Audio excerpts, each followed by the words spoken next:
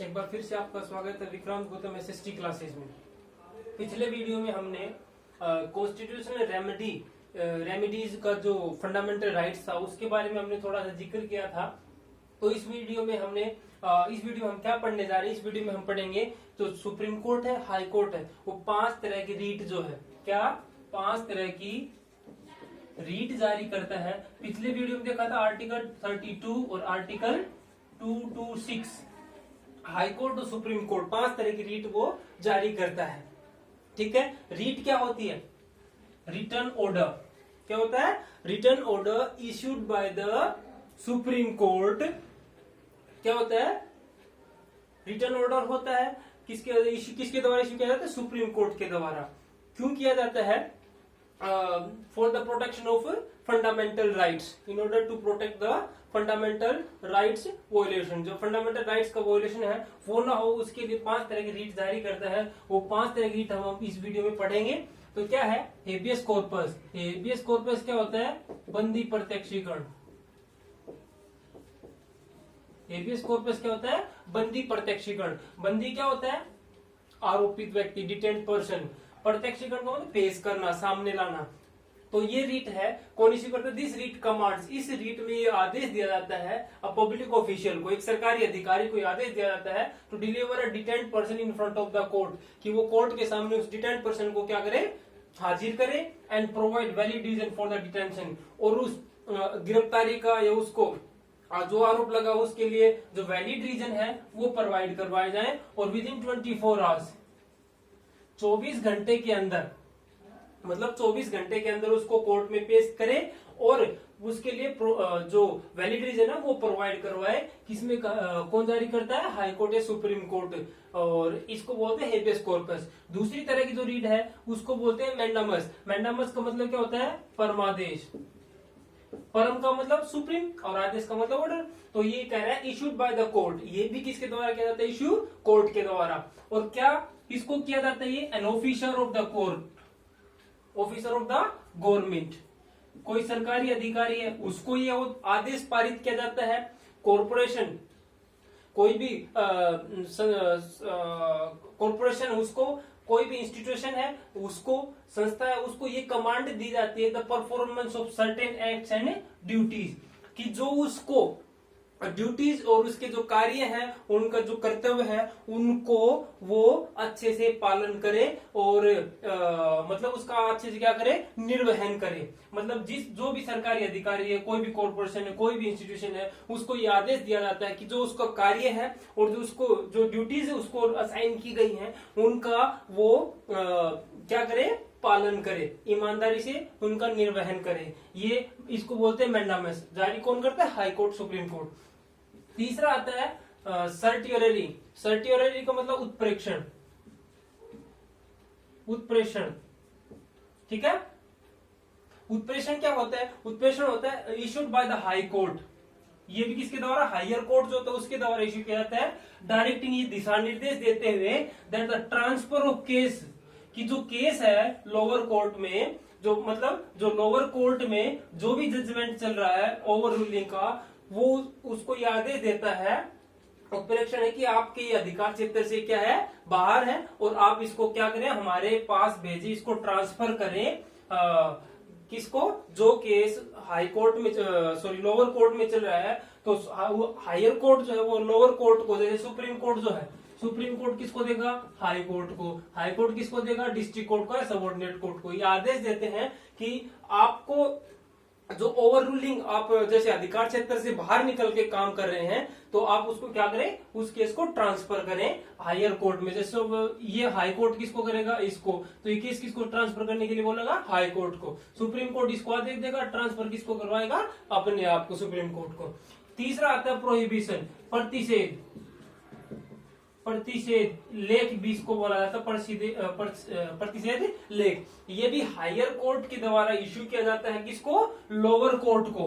और किस लिए? कि इनएक्टिविटी इन द ज्यूरिडिक्शन, कि जिसके ऊपर आप निर्णय ले रहे हैं, जिसके ऊपर ये जो भी केस चल रहा है वो आपके अधिकार से बाहर है, आप उसमें इंटरफेयर ना करें। और मतलब यही कि आपके अधिकार क्षेत्र से बाहर है और आपका जो दायरा है तो उससे बाहर निकल के आप काम ना करें। तो ये भी वही है, दोनों सेम सेम ही है, ठीक है, सर्टियरी और प्रोहिबिशन। तो ये तीन हो गए। पांचवा आता है क्यो वारंटो। क्यो वारंटो क्या होता है? अधिकार प्रछा। अधिकार प्रछा लेख। अधिकार प्रछा लेख जो रीट है वो इश्यूड अगेंस्ट, किसके अगेंस्ट, किसके विरुद्ध इश्यू की जाती है? उस व्यक्ति के खिलाफ जो ये दावा करता है, who claims a public officer, कि वो ये दावा करता है कि वो सरकारी अधिकारी है, ठीक है, उसके खिलाफ क्या करता है? ये रीट जारी करता है। और इस रीट के थ्रू द कोर्ट ये इंक्वायरी करता है, क्या ये जांच करता है कि बाय व्हाट अथॉरिटी, कि आपने ये अथॉरिटी किसने दी है आपको ये authority? The person support his और हर क्लेम। मतलब ये क्या है? ये उस व्यक्ति, फॉर एग्जाम्पल मैं हूं और मैं कोई भी इलीगल काम कर रहा हूं, जैसे मैं ये कह रहा हूं कि मैं सरकारी अधिकारी हूं, ठीक है, और कोई भी किसी भी एक्टिविटी में इन्वॉल्व होता हूं, तो हाई कोर्ट उस व्यक्ति से ये पूछ सकता है, ये रीट जारी करता है कि आपको ये अधिकार किसने दिया है? आपका अधिकार नहीं है। और जो आप दावा कर रहे हैं कि मैं गवर्नमेंट ऑफिशियल हूं, तो ये आपको अधिकार किसने दिया? उसके अगेंस्ट क्यों वारंटो ये जो है वो क्या करता है? रीट जारी करता है। कौन? हाई कोर्ट, सुप्रीम कोर्ट, ठीक है, या सबऑर्डिनेट कोर्ट। तो जो है ये 5 तरह की रीट हमने पढ़ी, जो कि कौन वो करता है? हाई कोर्ट और सुप्रीम कोर्ट। अब बात करते हैं, इंपॉर्टेंट है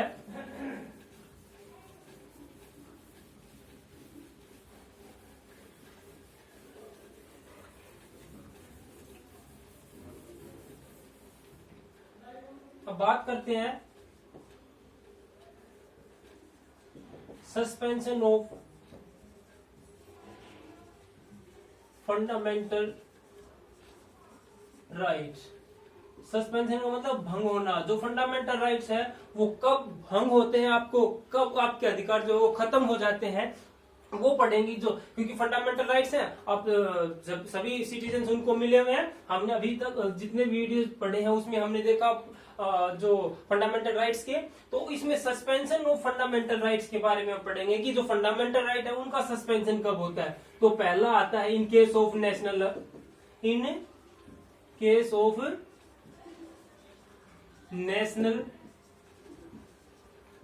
इमरजेंसी, आर्टिकल 352।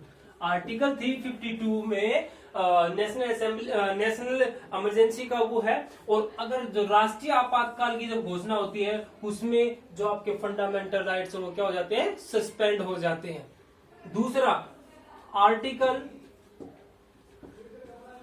20 और 21 can never be suspended, can never be suspended.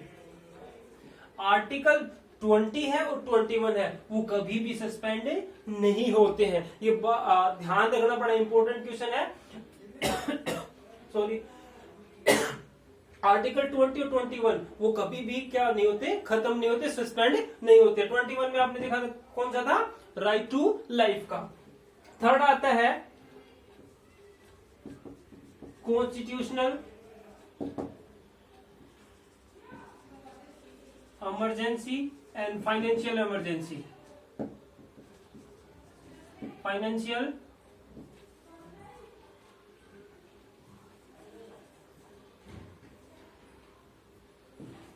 Emergency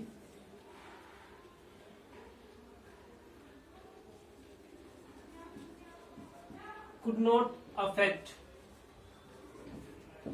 the fundamental right। अब जो है संवैधानिक जो आपातकाल होता है या वित्त आपातकाल जो होता है, उसका प्रभाव फंडामेंटल राइट्स के ऊपर बिल्कुल नहीं पड़ता। चाहे वो फाइनेंशियल इमरजेंसी हो, कोई दिक्कत नहीं, आपका अधिकार सेफ है। कॉन्स्टिट्यूशन इमरजेंसी हो, आपके अधिकार सेफ है। ठीक है। ओनली जो नेशनल इमरजेंसी लगती है उसके दौरान आपके जो फंडामेंटल राइट्स है वो क्या होते हैं, सस्पेंड होते हैं। आर्टिकल 20 और 21 वो कभी भी सस्पेंड नहीं होते हैं। और कॉन्स्टिट्यूशन इमरजेंसी, कॉन्स्टिट्यूशन और फाइनेंशियल जो इमरजेंसी है उसका फंडामेंटल राइट्स के ऊपर कोई भी प्रभाव नहीं पड़ता है। आर्टिकल 359 फोर्थ, वो भी जो है उसमें आपके अधिकार जो है वो सेफ रहते हैं और वो जारी कौन करता है, प्रेसिडेंट वो इश्यू कर देता है आर्टिकल 59 के तहत। आई होप आपको जो फंडामेंटल राइट्स का पूरा जो टॉपिक था जो कि पार्ट 3 में था और आर्टिकल 12 to 35 तक हमने पढ़े, एक एक हमने पढ़ा। 12 में क्या था, 13, 14, 15 जो भी है ना, 14 से 18 में क्या था, 14 में क्या था, 15, 16, 17, 18 एक एक करके हमने जितने भी फंडामेंटल राइट्स है वो पढ़े। कॉन्स्टिट्यूशनल रेमेडी का जो इम्पोर्टेंट पार्ट था जो कि डॉक्टर बी.आर. अम्बेडकर ने हमने पढ़ा था कि heart and soul of the Indian constitution इसको बोला जाता है। 5 तरह के रीट वो जारी करता है, हाई कोर्ट, सुप्रीम कोर्ट, कौन से उसके तहत, 32 और 26 के तहत।